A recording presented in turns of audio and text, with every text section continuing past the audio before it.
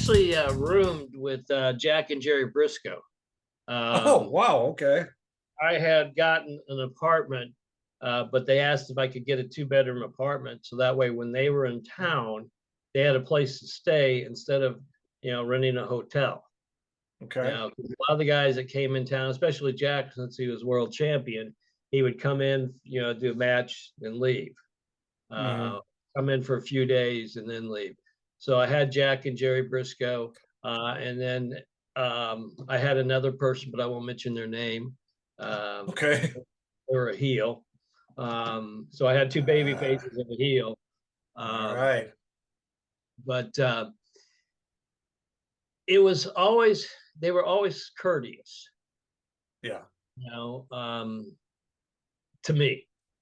Right. Uh, and around my dad, they were like jokers, you know. Yeah.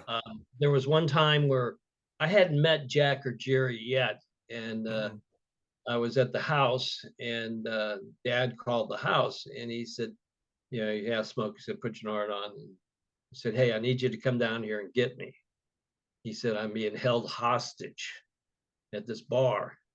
And I can't even remember the name of the bar anymore, but it was on Hillsborough Avenue, and there was water behind the back of it. So I said, okay. Said, what do you want me to do? He says, well, just come in, and then I'll motion for you to head to the bathroom. So I said, okay. And he says, and also when you pull in where, you know, back in. you know, like, okay, well, he was supposed to go to this guy, Dick Cheney.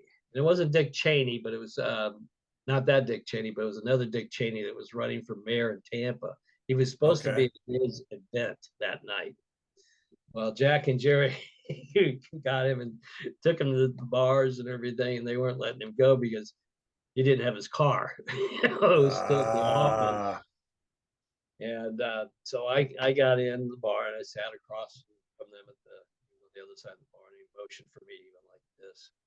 So I was yeah. standing up at the urinal, and he comes in, he's standing, and we're talking. He says, okay, what I want you to do is when you get done, pay your drink and go out to the car. And he said, then I'm going to follow you. I'm going to get up and I'm going to go out like I'm going to have a cigarette.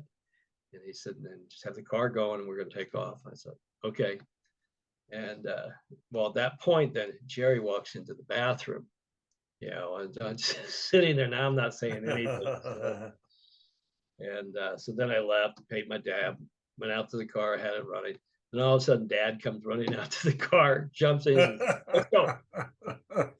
And Gerry comes out, and he's sitting there going like, what is going on here?